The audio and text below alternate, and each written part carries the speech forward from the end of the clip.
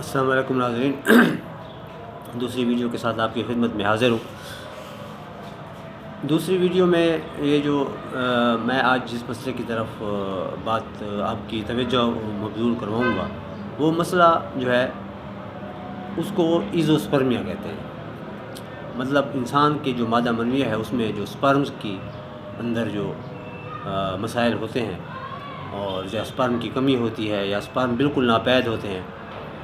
تو وہ کیا ہے اور اس کو آج کل کیسے ڈیل کیا جا رہا ہے، اور پھر اس کے بعد اس کے علاج کے سلسلے میں کون کون سی بے احتیاطیاں جو ہے نا وہ کی جا رہی ہیں، اور یا اس کے علاج کو کیسے ایک پیچیدہ بنایا جا رہا ہے۔ اب جہاں تک مسئلے کی پیچیدگی کی بات ہے، تو کوئی بھی مسئلہ ہو جسمانی لحاظ سے، جب بھی آپ اس میں کلی طور پر کسی چیز کو لیں گے تو آپ کو بعض اوقات وہ مسئلہ حل ہو جاتا ہے۔ اگر آپ جزیات میں پڑ جائیں اور جزوی باتوں کو اگر آپ ڈسکس کریں یا جزوی باتوں کو فوکس کریں یا جزوی طور پر علاج کریں، تو کلیاتی اور جزیاتی علاج دونوں ان میں زمین آسمان کا فرق ہے۔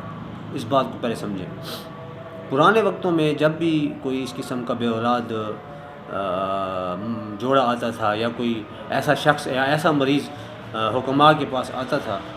کہ جو بے اولادی کا شکار ہوتا تھا، تو وہ جو حکماء تھے اس کو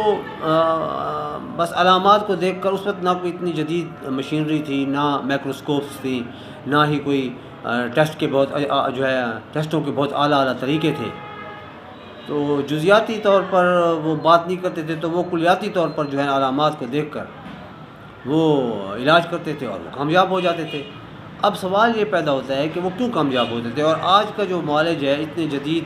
چیزوں کے ہونے کے باوجود، اتنی جدید ٹیکنالوجی کے ہونے کے باوجود، اتنی جدید مائکروسکوپس اور ایون کہ الیکٹران مائکروسکوپس ہونے کے باوجود،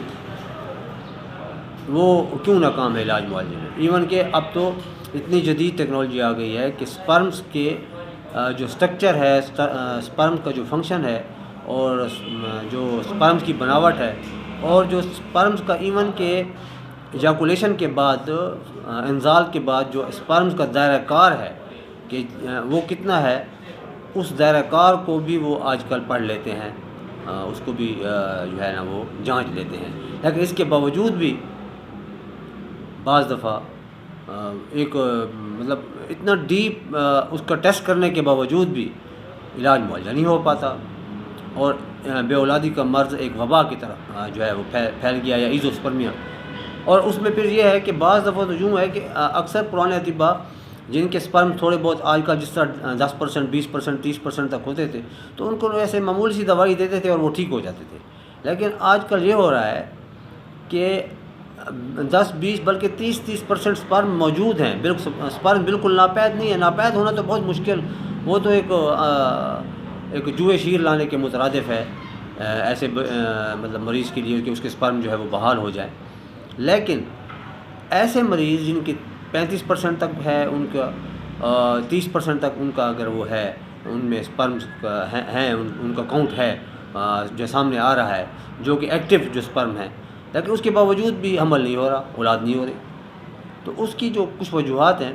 میں یہ وجوہات جو ہے، ویسے تو یہ جو وجوہات ہیں یہ ایک قسط وار اس کے متقاضی ہیں کہ اس میں سیریز جو ہے ویڈیوز کی ہو، لیکن میں آج کی ویڈیو میں آئندہ ویڈیو میں انشاءاللہ یہ آپ کو اس کے بارے میں بتاؤں گا۔ آج میں تھوڑا سا اس کی میں معافی چاہتا ہوں، آج میں تھوڑا سا آپ کو اس کے بارے میں کچھ بنیادی جو ہے وہ غلطی ہیں اس کی طرف نشاندہی کروں گا۔ پہلی جو بنیادی غلطی اس کے علاج معالجے میں کی جاتی ہے وہ یہ ہوتی ہے کہ اکثر عورت کا صحیح علاج نہیں کیا جاتا۔ مرد کے اندر ایبلٹی ہوتی ہے، اس کے سپرمز کے اندر اتنی ایبلٹی ہوتی ہے کہ وہ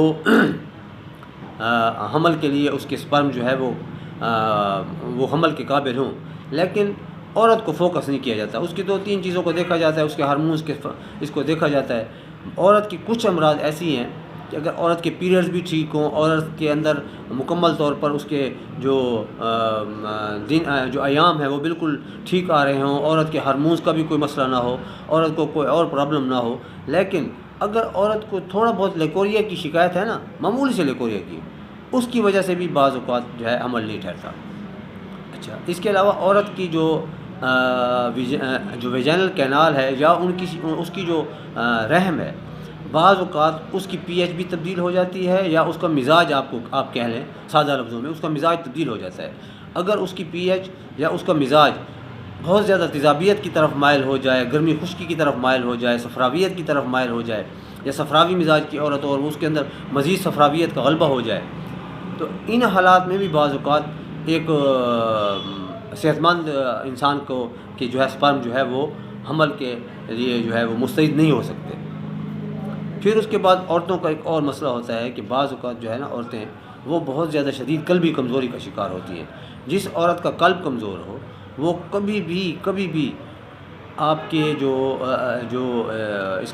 اس کی یوٹرس کا ماحول ہے وہ کبھی بھی جو ہے نا حمل کے لیے سازگار نہیں ہوتا۔ یہ ایک بہت بڑی بات ہے جو میں نے آپ کو بتائی ہے، انشاءاللہ اور بھی ہیں باتیں۔ تو پہلے اس میں تو ایک وجہ یہ ہے کہ عورت پر فوکس کرنا چاہیے، عورت کو بھی دیکھنا چاہیے ساتھ ساتھ۔ اگر مرد کے خون میں کوئی گڑبڑ آ بھی رہی ہے تو عورت کو بھی فوکس کرنا چاہیے۔ پھر دوسری چیز جو سب سے عام ہے وہ یہ ہے کہ ٹیسٹ جب کیے جاتے ہیں تو اس میں جب سپرم کاؤنٹ آتا ہے تو اس میں اگر کوئی خرابی آ رہی ہے، مثلا کسی میں یہ آ رہا ہے کہ جی سپرم کاؤنٹ تو ٹھیک ہے لیکن پس سیل زیادہ ہیں، اب پس سیل میں یہ ہوتا ہے کہ صرف اور صرف جو ہے وہ پس سیل کو ختم کرنے کے لیے دوائیں دی جاتی ہیں۔ یہ بالکل ہی جاہلانہ اپروچ ہے۔ آپ پس سیل ختم کرنے کے لیے دوائی دیں، لیکن پس سیل کو ختم کرنے سے پہلے وہ پس سیل بن کیوں رہے ہیں اس وجہ کو ڈھونڈیں۔ کیا وہ جگر کی وجہ خرابی کی وجہ سے ہو رہے ہیں، معدے کی خرابی کی وجہ سے ہو رہے ہیں، خون کے اندر بہت زیادہ جو ہے وہ ٹاکسک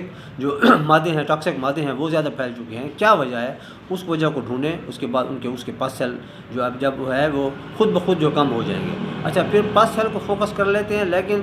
جو مادہ منویہ کی اصلاح ہے اس کی طرف توجہ نہیں دیتے۔